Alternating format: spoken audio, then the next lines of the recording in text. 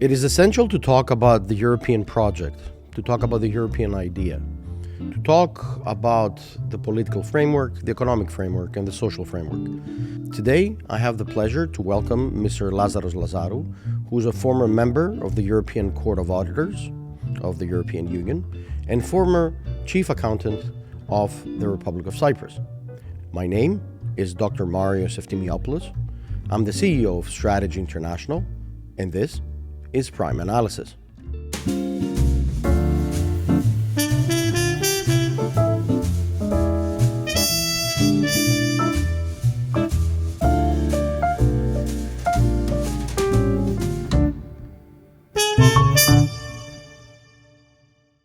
Mr. Lazarou, thank you very much for coming at Strategy International's Prime Analysis. Thank you, Dr. Eftimiopoulos, dear Marios, for the opportunity to have an exchange of views on my professional experience, including my experience with track and field athletics. Thank you very much, and I know we're going to have a very vibrant discussion because we're going to start with something that I know it is inside your heart, and that is the inclusivity of sports into your life and the definition of sports into your political life thereafter. So please explain to us how important is athletics into your life, the defining, if you want, your future affairs. I will start by saying that I was born in Leopetri, Amochostos district. I attended the elementary school of the community and then the English school in Nicosia. Whilst at school, I have managed to find a happy medium between studies and track and field athletics. Athletics gave me a lot. The principles, the tools, the values that have been with me for a lifetime: discipline, determination, perseverance, resilience, fair play, team play, and social skills. And these are values that you've taken into your academic life, I presume, as well. These are values that have stayed with me for the whole of my life, socially, academically, professionally.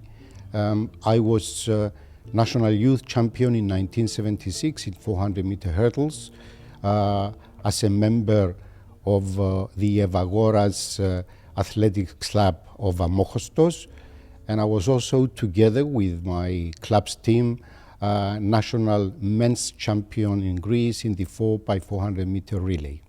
And I understand that the values that you inherited throughout your life have had an impact throughout your, as you said, academic life, but also your professional life. And we will come back to that, obviously, both while being at the government levels in the Republic of Cyprus and later on in the European Union.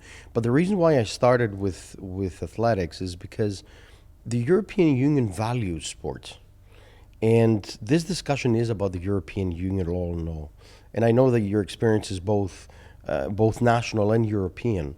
But I was wondering, these values, were they embedded throughout not only your life, but did you manage to experience those and maybe transpire this to others? Yes, indeed. As I said earlier, they have been with me throughout my professional life. To be determined, to be disciplined, to be resilient, have helped me a lot in my development. I served for 11 years since January 2000 as the Accountant General of the Republic of Cyprus, and subsequently for 2 6-year terms as a member of the European Court of Auditors, one of the 27 Auditor Generals of the EU. And that is very important, and we'll get into details of this. But let me go a step back. Lazarus as a student, how did your studies define your professional life soon after? Where did you do your studies? How important was an international environment towards the decision following this to enter government positions? I have managed, as I said earlier, to find a happy medium between studies and training for sports and athletics. It was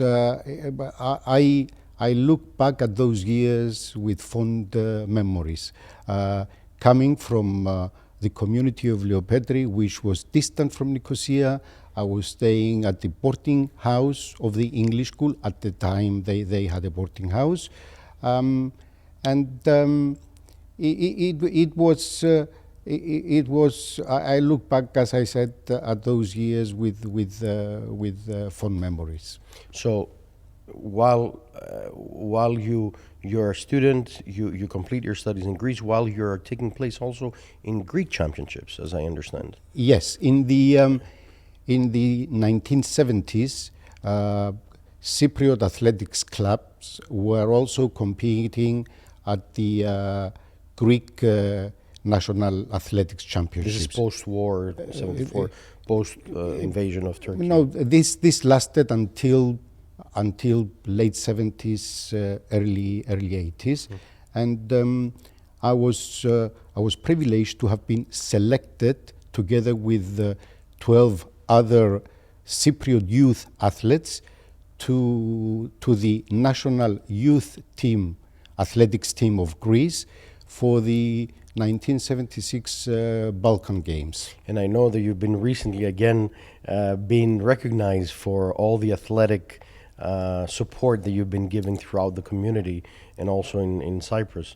Yes, I was honored by GOEAS, the Cypriot Association for Amateur Athletics, during a ceremony where they have honored the student athletes of the year, and I had the opportunity to address the students and explain to them what I got out of athletics.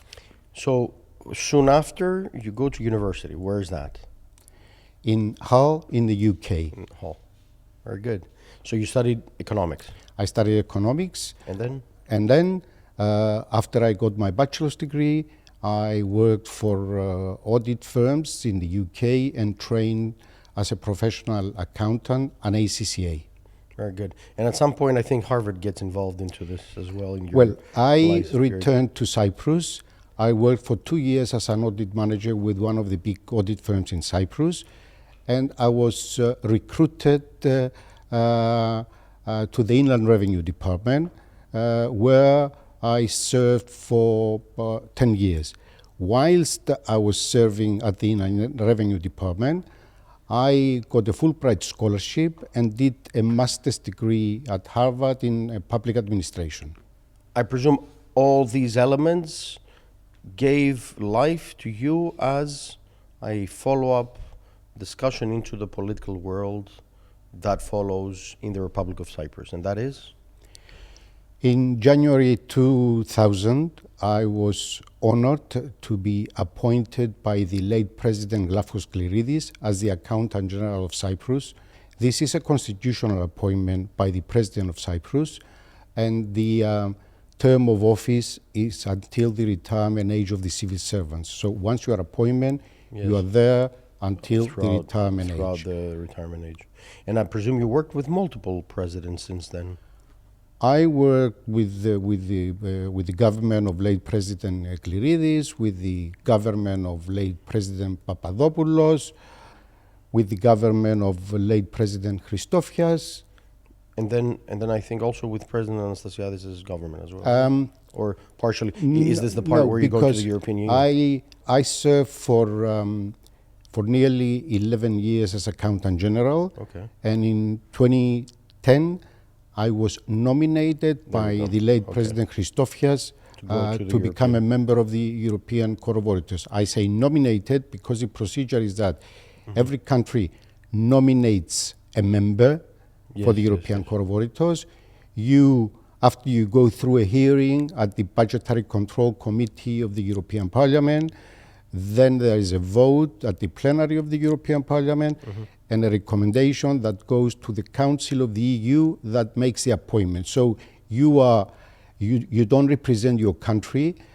You are an independent officer of the EU, and you represent the financial interests of the Of EU the EU, citizens. of the EU. And we'll get into this, but I presume also that you kept relations with the Republic of Cyprus, obviously, as also a Cypriot national who's now an independent auditor Oh, within the European Union. Of course, you maintain relations with the authorities of your country. Every year, I was returning to Cyprus to present the European Court of Auditors annual report to the President, to the Parliament, and to the ministers and government officials that were responsible for the management of EU funds. Very good. So let me go a bit into the European dialogue. We mentioned in the beginning that it is important to discuss about European projects. I would start with the following. The European Union is a union of financial interests between member states. And it is the system of the European Union to have auditors. How important is an auditor, or how important was an auditor within the Republic of Cyprus to speak with its own government or governments in the European framework? How relevant is it, and how much impact does it have to the everyday citizen or resident? And at the same time, how important is it to the political framework of allocating a financial policy, if you want, creating or sustaining or evaluating a financial policy? The role of the external auditor is very important. I would say it's crucial for contribution to sound financial management.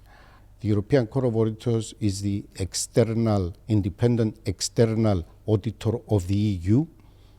It audits the executive branch of the EU, which is the European Commission, and reports to the legislative branch, which is the European Parliament and the Council of the EU. When I served for 12 years at the European Court of Auditors, my perception as an auditor and my motto was that we are partners in the European project, even with our auditees, the European Commission, albeit with different distinct responsibilities.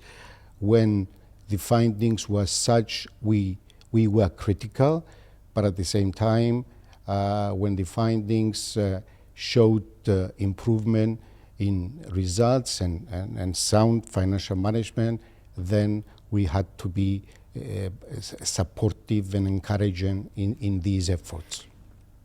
How effective do you think that the European Union is today with regards to its financial goals into the near future? I mean, we are coming soon into European elections. And today, I think every European citizen is concerned with regards to the financial viability, if you want to call it, development process. And we see inflation rates going up and down, decisions being made, audits taking place constantly in a very competitive world, which is not really stable around the European Union area, if you want. How important is it for the European Union to be in direct link and contact with the governments to be effective, positively effective? It's very important, and especially if we bear in mind that 80% of national laws are drawn and decided in Europe. So it's very important to have a European Union that is inclusive, stable, coordinated, and have the interests of the improvement of the daily life of European citizens. And I presume your experience all these 12 years have given you a new perspective, which, I mean, the national experience is amazing and great because you were the chief accountant, basically, of the Republic of Cyprus. So whatever was coming in and coming out, you were involved in being the auditor. But the auditing in a European framework includes 27 member states today. Back then there was 28 with Great Britain being involved in the European Union, being member of the European Union. But the European Union has the tendency now to change. And while it is a financial power, it has the tendency to become more also a political power. And the tendency, because of the international affairs, requires the European Union to be much more resilient and effective and progressive and involved, engaged with practical solutions. How do we translate this financially? Because lately, for example, we see the European Union on enlargement processes. We've seen the negotiation process starting with Ukraine, Moldova, and membership status being given to Georgia, with Bosnia and Herzegovina as well, the negotiation starting. That increases the impact that requires these countries to make changes into their financial systems, among others. But while the European Union does this, it supports also programs and support, like in Ukraine with the Euro in Ukraine and so on and so forth. How does the political decision making is translated into the financial concerns, burdens, developments, processes? How is this translated? This is translated through pillars of policy issues that have to be adopted and implemented by the member states. For example, take the Green Deal. Mm-hmm. The Green Deal, the digital transition, the budgetary and financial framework, Europe as a global player.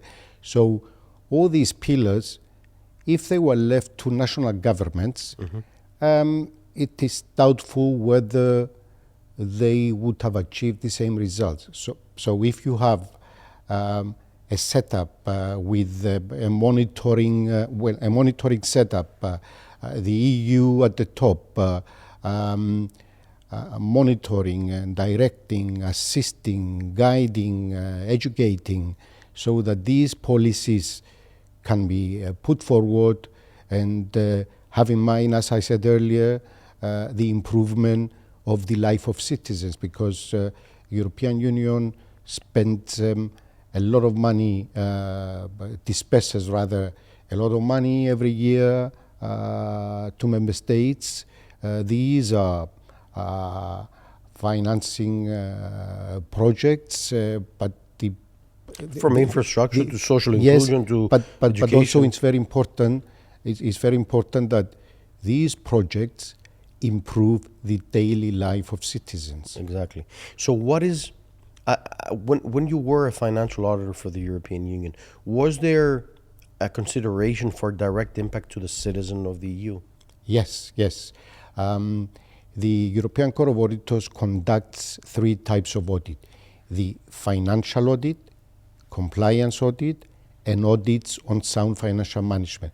The financial audit is the well-known auditor's report.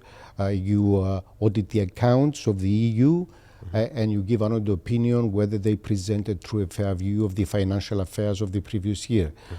Compliance audit, on a random sample basis, you issue an audit opinion whether the money has been spent legally and regularly. And through special reports, you express an opinion whether economy, efficiency, effectiveness, and after all, sound financial management has been achieved, and whether the policy goals that have been set by the EU have been achieved. And then this report goes to the Commission and the European Parliament? No, these reports are published. Right. The European Court of Auditors presents the reports to the European Parliament and to the press. Right. And it's up to the legislative authority to make sure that the executive authority implements these recommendations and findings through the audits of the European Court of Auditors.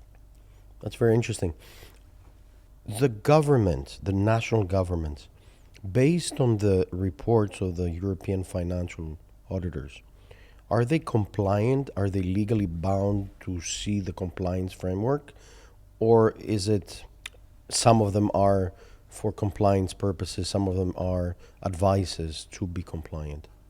Every audit report of the external auditor, whether at European level or national level, concludes with recommendations. These recommendations are not binding, they are not enforceable by the audit authority. It is up to the auditee, the executive branch, that they implement these recommendations. And of course, we have the legislative branch at either European level or national level that ensures or puts pressure on the executive branch to implement these recommendations. Let me take it a few steps into today's world. In June 2024, we're going to have European elections. And in June 2024, European citizens will be called upon to vote for new members of parliament and all other elements that will take place and reshape, if you want, the governance body of both the Commission and the European Parliament, among others. How do you think, considering all the cases taking place around us, and we'll speak about the international affairs, how they affect us, how do you think that representatives in the European Parliament, European members of Parliament, should be? What are the characteristics of members of the European Parliament? What should they be?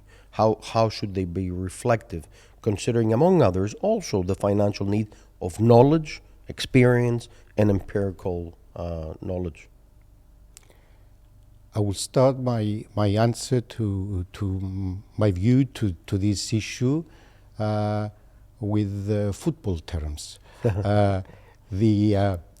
The members of the European Parliament for every country are the national team that play at the European Championship. The national coach, the electoral body, selects the best suited to represent the country in the European Championship, irrespective of the football team they belong in their national championship. Members of the European Parliament, in my view, should believe in the European project, should work for the interests of the citizens. They promote the interests of their national citizens. They have to be prepared to work in cooperation and coordination with their colleagues from other member states, and to find solutions that are to the benefit of Europe as a whole in their discussions when they draft and vote on laws. So the idea, the characteristics, you said something important, to live within the European project. So I presume there should be people that understand the European characteristics, the values, the ethics, the processes, the procedures, the understanding of centralized governance from Brussels, and also with collaboration with national governments in the peripheries. I also understand that knowledge, expertise, international collaboration in different fields, civic and political duties. From athletics, if you want, since you mentioned the football part, from athletics into the political, cultural world that we call the European Union is a very important match value. Do you think that the European Union can progress with these characteristics in the near or large future to come? Yes, I do, because the European project is not just a project of fiscal and social issues. Let's recall that the idea to have a united Europe was originally put forward by our forefathers so that wars can be avoided, right, so that there can be a lot more cooperation, coordination in Europe, put common interests in front of the common good and the common interests in front of the national interests. So yes, I believe in the European project. Any enlargement, as you mentioned, it's good to have a bigger and stronger, united and coordinated Europe. The European project, as you call it, and I'm keeping that because I like it as a title, because it says it all. The European project requires also resilience. You mentioned resilience at the beginning. You mentioned resilience in perseverance. You mentioned it from your personal point of view. Do you think that the European Union will persevere with regards to what is taking place around its borders? The war in Ukraine, for example, in Russia, is affecting us all. The war in Gaza right now is affecting us all with regards to what's happening in Southeast Med. The collaborative, if you want, war participation, north, east, southeast, volatility is at hand. At the same time, we're having extended discussions with the Western Balkans. The inclusion of the Western Balkans, while the Western Balkans also have to pass through a long range of transitions, political, legal, and also resolutions of conflicts. What do you think should be the role of European parliamentarians, if you want, with regards to the perseverance, with regards to the strategic goal of EU enlargement, at the same time giving opportunities to other countries to join the EU? Well, the role of the European Parliament is crucial to the European project. It's a co-legislator with the Council of the EU. So any legislation that passes at European level has to be approved and adopted by the European Parliament. With all these challenges and crises in the world, and especially around us, it's very important that we have a united and coordinated and resilient Europe so that we can address these challenges. We have wars, inflation, energy efficiency and security emanating from. You mentioned also environmental change of environmental new policy, change, digital changes. Yes, it is the role of the European Parliament is very important. The future says Europe. Yes. More Europe, more inclusivity into European framework ideologies and methodologies, and at the same time more opportunities through Europe.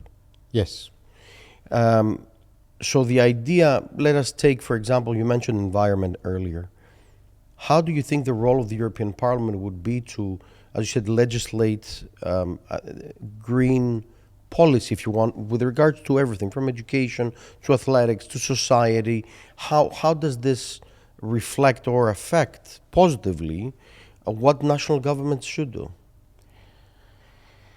This is reflected in the European Green Deal. Legislation has been passed through the legislative authority at European level.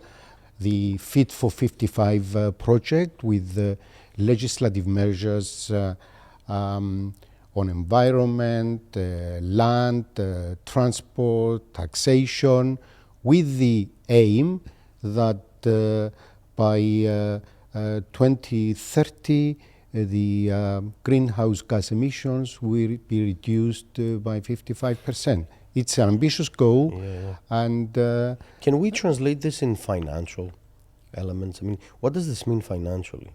Because this is a whole new budgetary approach. What this means financially is that in the recovery and resilience facility, through which the European Union will disperse around 2 trillion euro in the up until 2026, 30% of this is allocated to the European Green Deal program. And these are national programs or combined together in No, a European budget? this is a policy pillar that has been adopted at EU level. Right. Legislation has been passed, Right. and member states have to achieve these goals. And these goals are being achieved through the country-specific recommendations that are addressed to each and every member state through the European semester framework, and are reflected in the national recovery and resilience plans, and these are monitored at EU level. Otherwise, member states cannot claim payments through the recovery and resilience funds if these goals and objectives have not been met in a satisfactory manner. Do you think that the European Union will be able to meet the goals, the financial goals for that Green Deal, considering the fact that national governments are yet to achieve their national goals on green objectives? Because every country has different issues to face with. It is a challenging task, indeed. The bar has been set high. Member states have to cooperate, but at the same time, the European Commission has to raise its ability for monitoring and surveillance of the actions at member states. For example, audit reports from the European Court of Auditors have found that even though substantial amounts of money have been earmarked for the green transition, the money has been spent in a way that does not, part of the money anyway, has been spent in a way that it wasn't actually focused on the green transition. So there are... Is there an opportunity, especially now with the new European Parliament, I presume, that this will be done through the new European Parliament elected, that Europe can be more directly involved into the national parts of the framework, in securing and making sure that the funds are allocated accordingly, let's say, to the Green Deal, to the projects that affect the Green Deal?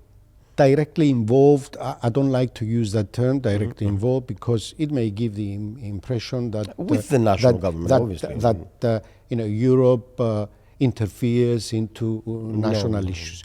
No. I would use the expression more monitoring, right, guidance, right, educating, support of the authorities in member states so that they can implement these policies. Right. Yeah, because obviously the European Union doesn't get involved. I mean, we are Europe, so definitely it's not about involvement. But the idea was, people request more direct Europe.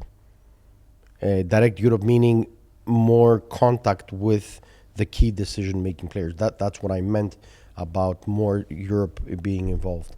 And while we're saying this, it is also the opportunity for people to get more information about how the EU will have to face future challenges, technology challenges. How does technology help towards the sustaining of those goals? Auditing, budgeting. How does technology help us into public administration, if I can call it like this? Technology is crucial.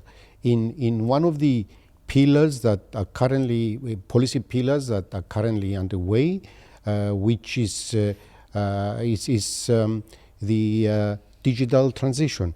And at European level, the European Commission has come up with a strategy based on 4 pillars: digital education to citizens, digital infrastructure, digitalization of businesses, and medium-sized, small-size, and digitalization of public services. So unless we complete the digital transition, public services will not be as good as they should be for the benefit of the citizens. So we want to be competitive to the world markets, I presume, and we want to be at the same time regulatory in both financial and political frameworks.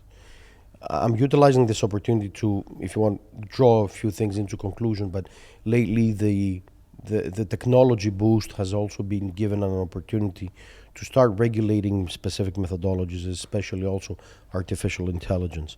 I'm not going to go so much into the details of this, but the European Union and the European Parliament in specific decided to regulate increasingly both AI and also other technological companies, especially those that are strategically positioned and oriented in global markets.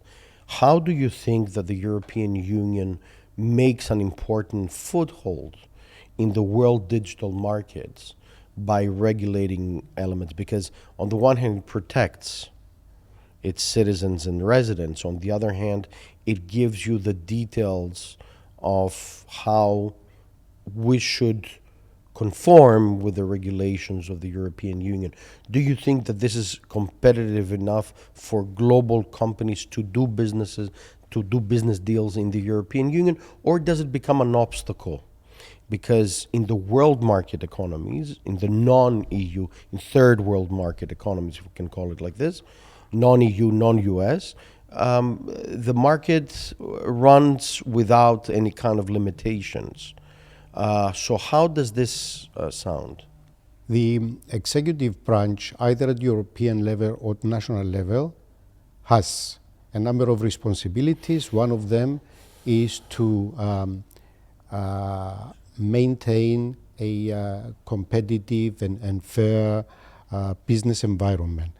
Now, unless there are regulations and monitoring, then it would be a prescription for chaos. Right. That's why you need the rules of the game, right, regulation and monitoring at top level, so that there is a competitive environment and fairness for businesses. So the European Union is about effectiveness, regulation, protection, and at the same time development.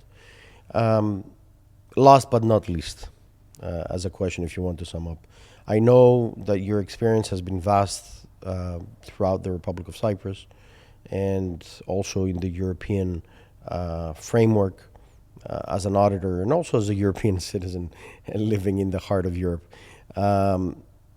Where do you think Europe will go into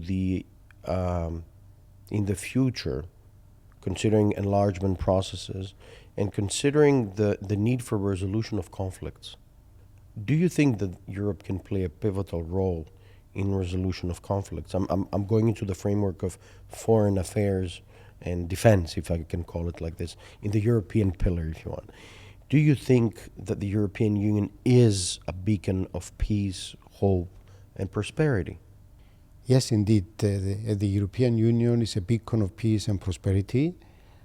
So far, it has lacked coordination and a greater role in international affairs like regional conflicts. This is something that the European Union should aspire to be more coordinated and become more resilient and have a stronger say in regional affairs. So more Europe means more direct involvement of European foreign policy affairs. I mean, already it does its external service, it has external service, but you want more engagement. Is that what I'm getting from Yes, this? but to have more engagement, as I said, you need more coordination. I mean, a way has to be found so that European interests are put at the front rather than national interests. Mr. Lazarou, I know that you, being part of the athletics, having lived your life always in athletics, being a team member, part of the team, I thank you very much for joining this discussion, because This discussion is all inclusive about the European Framework, a team of 27 member states that does require a vast knowledge and experience in order to conclude this discussion. I would like to thank you very much for joining us into our prime analysis. And as we said earlier, before we actually started recording, the idea is to discuss the future of Europe and the future of how things should be from an experienced point of view, from an empirical knowledge point of view. And I would like to thank you personally for accepting our invitation to join us at Prime Analysis. Thank you, Marios. It was a very interesting discussion, and we all look forward to a more coordinated, resilient Europe, inclusive, and promoting the interests of the European citizens and the improvement in their daily lives. Thank you very much. Thank you. Thank you. Thank you all for watching Strategy International. Please subscribe, like, share, and follow our web series. My name is Dr. Marios Eftimiopoulos, and this was Prime Analysis. And remember, impact makes a difference.